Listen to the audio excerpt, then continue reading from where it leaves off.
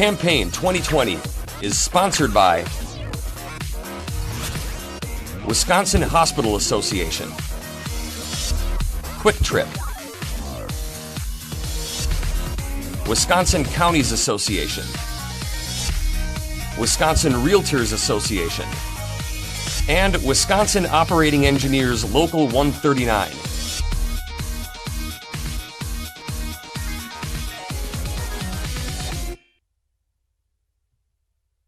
Jonathon Hansen of De Pere is a Democratic candidate in State Senate District 30.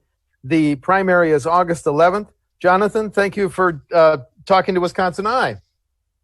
Good to be here. Thank you for having me, Steve. Well, by way of introduction, you've been a part of local government for how long? And I'm just curious, any specific issues that you've been working on? Yeah, so I've been an alderman on the De Pere City Council since April 2017, so a little over 3 years now. One of the first things I did after I was elected is I worked with a grassroots movement in De Pere to save a cherished pool in my district that was initially supposed to be permanently closed, Legion Pool. And we eventually got to a referendum, and by a 30-point margin, residents of De Pere voted to increase their property taxes, exceed the levy limit to finance a new pool. I've also worked very closely with elected officials from all partisan affiliations in this area to promote the Brown County Southern Bridge Project, which would deliver a much needed second bridge in De Pere. This has been a project that has been talked about for decades, and within the past couple of years, we've seen more momentum with it than we've ever seen. We had funds earmarked in the most recent biennial budget for construction of the interchange on I-41, and the federal government just approved our environmental impact study. So that's another huge step forward. I've also been very active trying to help small businesses in De Pere. When the pandemic first hit, I urged staff to look into an assistance loan for our small businesses. We eventually passed a $10,000 per business payment deferred 0% loan.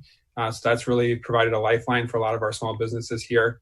And I've just been also very engaged with constituent service. I periodically deliver a constituent newsletter to every home in the district. And, that's something I want to bring to Madison as well. Well, given your experience in local government, let's start talking about property taxes. You're well aware of the issue. Wisconsin has some of the highest property taxes in the nation. Communities like yours, the council you sit on, have to live within property tax caps or limits. Now, of course, you can exceed those through referendum, as you just alluded to, I think, for the pool. But if you're elected to the Senate, is it time to get rid of those caps or keep them in place, the caps on property tax levies? I think we need to get rid of them. Being in local government, I am a very strong believer in local control. I think local governments know what's best for their cities, not politicians in Madison always trying to micromanage things. And, one of the things that's been really eye-opening since I've been on the city council is there's a lot of politicians in Madison who claim to be champions of local control. And then once local government does something they don't agree with, then they want to take that local control away. So I do think municipalities need more flexibility in terms of raising revenue, especially to address unexpected emergencies, which, as we all know, comes up in local government. And, local government really is where the rubber meets the road. They know what's needed for their citizens. And so I think they need to have that flexibility. Now, that being said, I do think we need to lower property taxes, though. And I would support alternative sources of revenue to help reduce the property tax burden. And I would support closing the dark store loophole. This is something that's been very frustrating being in local government. The inaction at the state level to close that loophole is allowing these big box retailers to not pay their fair share and to shift the property tax burden onto residential homeowners. So we need to finally close that. Jonathon, when you talk about alternative sources of revenue for local governments, is it time to look at ending some of the now exempt products and services from the 5% state sales tax? I would be open to that, but I think the best way to go about that would be allowing local governments to implement their own sales tax.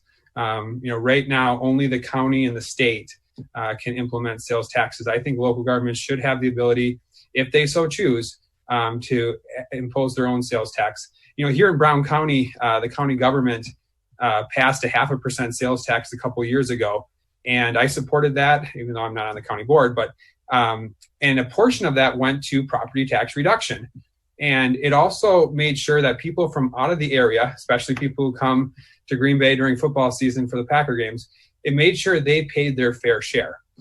So I do think a sales tax or more reliance on sales tax does make sense to reduce some of the property tax burden that residents have right now. Okay, the Green Bay, the Fox Valley highways, so important. The debate over potentially raising our gas tax, 30.9 cents, hasn't been increased in more than 10 years. Is it time to boost that gas tax, Jonathan? Yes, it is. The budget that just passed did rely entirely on registration fee increases and fees when you first purchase a vehicle. That provided some needed revenue, but it's not enough. And the other problem with that approach is it put the entire burden on the funding increase on Wisconsin residents. Whereas if you were to increase the gas tax, people from out of state, people from Illinois and Michigan and Minnesota who come into the state frequently and use our roads, they would have to pay more, pay their fair share, instead of just relying on Wisconsin residents to carry that entire burden. Well, could you see an increase of what, 2 cents, 3 cents, 4 cents more? I'm not sure yet on the specific number. Okay, I understand. The pandemic has hit tax collections for state government. The governor has warned that tax collections in the new fiscal year that begins on Wednesday may be $2 billion with a B less than projected in January.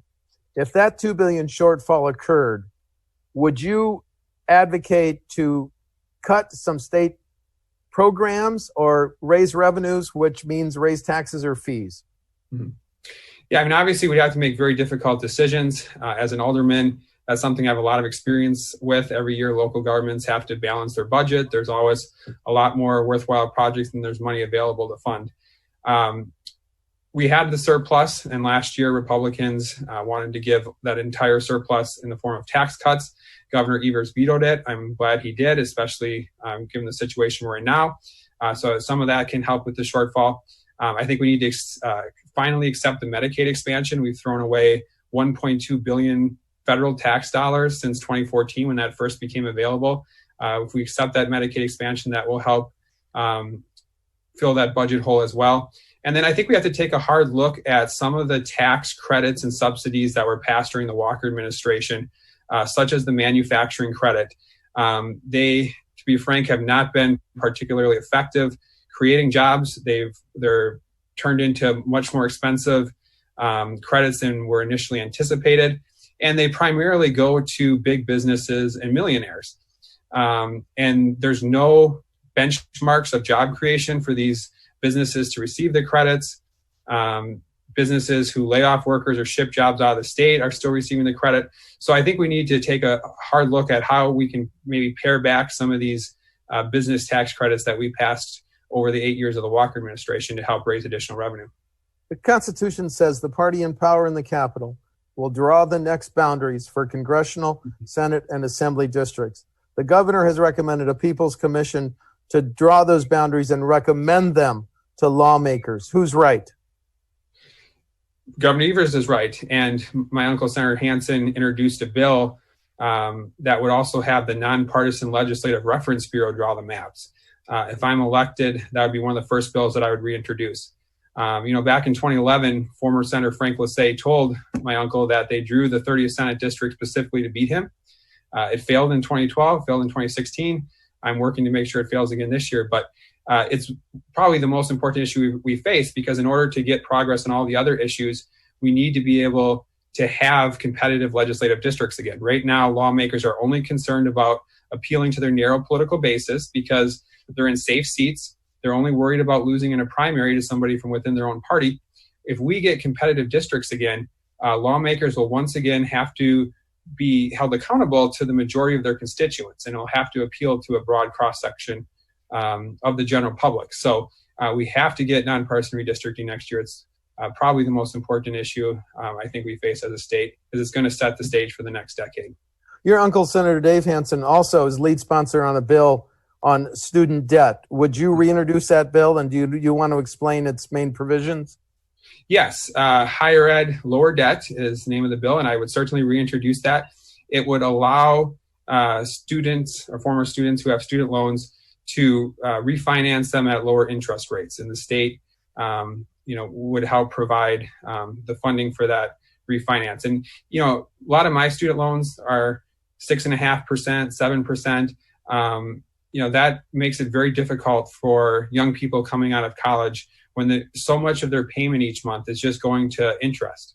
So the state certainly, I think, should have a role in helping students refinance at lower interest rates. And then, that can help also encourage more young people to buy homes and get on with, other parts of their life instead of being straddled with so much student debt. Okay. Your position on both recreational and medical marijuana, Jonathon? Yeah, so I 100% support medical marijuana. I think it's cruel if somebody has a major health issue and a lot of pain to not allow them to at least be able to try medical marijuana as an option to see if it improves their situation. I'm not in support of legalizing recreational marijuana right now. I do have concerns about potential increase in impaired driving and potential increased usage amongst minors, especially if a big marijuana industry emerges that uses some of the marketing techniques that big tobacco has used, targeted towards minors over decades. So, I know a lot of the neighboring states have marijuana legalization now, and I think we need to hold off and get some more research and studies into what the effects have been in those states that have already legalized it before we might move forward here. Americans know a lot more about how police treat those in custody than we did 2 months ago. I guess my question is, do we need statewide standards for that would specify how Wisconsin police officers would treat those in custody? Do we need to ban chokeholds, ban no-knock warrants, keep a database on officers who might be most prone to violence? I think we need to do some of those steps, yes. And we do need a benchmark of standards for people who are in custody.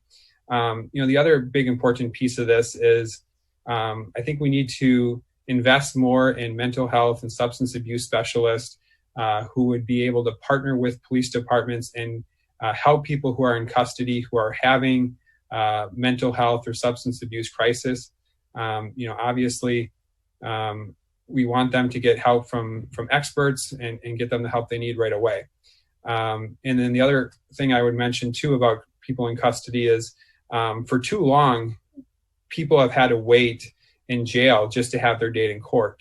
And, this has really been a result of a lack of assistant DAs. It's been a result of lack of public defenders. And the biennial budget that was recently passed last year did provide some help on this front, but we still need to invest in more staffing so that people are able to expeditiously have their day in court. Now, you mentioned how you and the De Pere Council acted to help businesses. Here's a COVID-19 related question for businesses. Should businesses that follow all prescribed COVID-19 practices and recommendations be immune from frivolous lawsuits? I would have to read the bill and see what's in the details. I think what's really causing a lot of confusion right now is there's no guidance or standards from the state, and that's because Republicans were able to successfully overturn the Safer at Home order, and they have not replaced it with anything. They've abdicated their leadership on this. So I think the state needs to, once again, take a leadership role on this, develop standards. And right now, all of these conflicting messages in terms of safety protocols and kind of what the best public health guidance is not beneficial to anyone. It's not beneficial to small businesses, to consumers, to the general public. And I also think that we need to look towards long-term assistance for the small businesses that have been impacted, because they're going to be dealing with this fallout for a long time to come. And Governor Evers committed $40 million to small businesses from the CARES Act. Hopefully, we get additional federal assistance later this year, and some of that should also go towards small businesses as well. The pandemic has hit the economy and healthcare providers the state relies on especially hard. Recessions, as we've talked about, cause less revenue for the state and more demands for safety net programs like Medicaid. If you're a state senator voting on the next state budget, should that budget place an even greater emphasis on Wisconsin's hospitals? Yes, it should. And a big piece of this, as we've already discussed, is accepting the Medicaid expansion. That would really help hospitals, particularly in rural areas that have been closing at an alarming rate. We should also pass the Healthcare Heroes Act to give our hospital workers paid sick leave, hazard pay, and full health insurance coverage. So yes, we should certainly continue to invest in our hospitals. The $40 million that I mentioned from the CARES Act is a good start, but there's going to be more that's needed. And our hospitals have done such an admirable job during this pandemic, and we need to be there to support them. A study found that out-of-state contractors were awarded $72 million in public works projects by local governments in 2015, and that number doubled to $146 million in 2018. My question: should bidding standards and requirements give preference to Wisconsin companies when local governments like the council you serve on authorize major public works projects? Yes, definitely. We need to restore the ability of local governments to require project labor agreements, which of course, make sure that projects are done on time and to a high quality. We've seen too many projects go to out-of-state contractors, as you mentioned, who submit lowball bids, and then the quality of the work is poor. And then local governments have to go back and fix the roads or whatever the project was sooner than they should have. So it's just not a good investment to accept these lowball bids from out-of-state contractors. I also support restoring prevailing wage so that workers are paid a fair amount. And just kind of on a broader theme, I think we need to ban all taxpayer dollars from going to companies that ship jobs overseas. I think we need to require American-made materials in all state construction projects, and ideally Wisconsin-made materials if they're available. Okay, two final questions. We've talked about a whole bunch of issues. I want to give you a chance to talk about any major issue or theme of your campaign that we haven't discussed yet. Have we missed anything? Yeah, I think redistricting and small business has been a huge part of my campaign. Also supporting family farms is a big part of my district as well, especially up in Oconto and Marinette County. The number of family farms that have been closing in recent years is unacceptable. It's very alarming.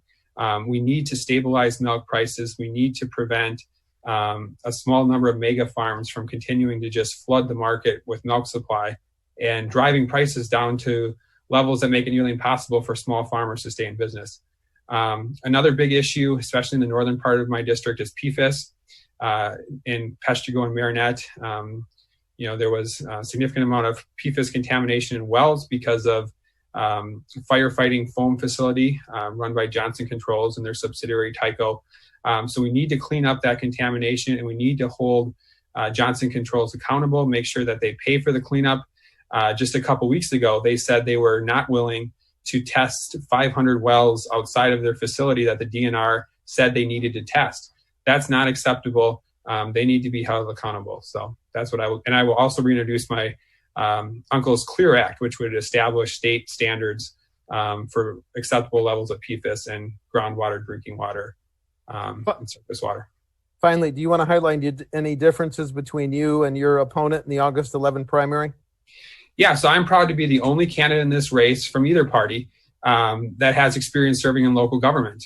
I think that's a very important qualification when running for higher office. If the past 3.5 years of the Trump administration has taught us anything, it's that experience in government does matter. And I have a record of getting things done at the local level. And then also, I know what it takes to win the district. I managed Senator Hansen's campaign in 2016. I'm proud that we prevailed that year, even though Trump won the district by 11 points. I talked to thousands of voters that year, knocked doors in every corner of the district, even the most remote parts of the district. So I know the district very well. I know the concerns and the issues facing residents of the district very well. And, I think I would be a very strong representative for them in Madison. Jonathon Hansen of De Pere is a Democratic candidate in the 30th Senate District. The primary is August 11th. Jonathon, thank you so much for talking to WisconsinEye. Yes, thank you for having me. Thanks. Thank you very much. Yep. Campaign 2020 is sponsored by Wisconsin Hospital Association, Quick Trip, Wisconsin Counties Association, Wisconsin Realtors Association, and Wisconsin Operating Engineers Local 139.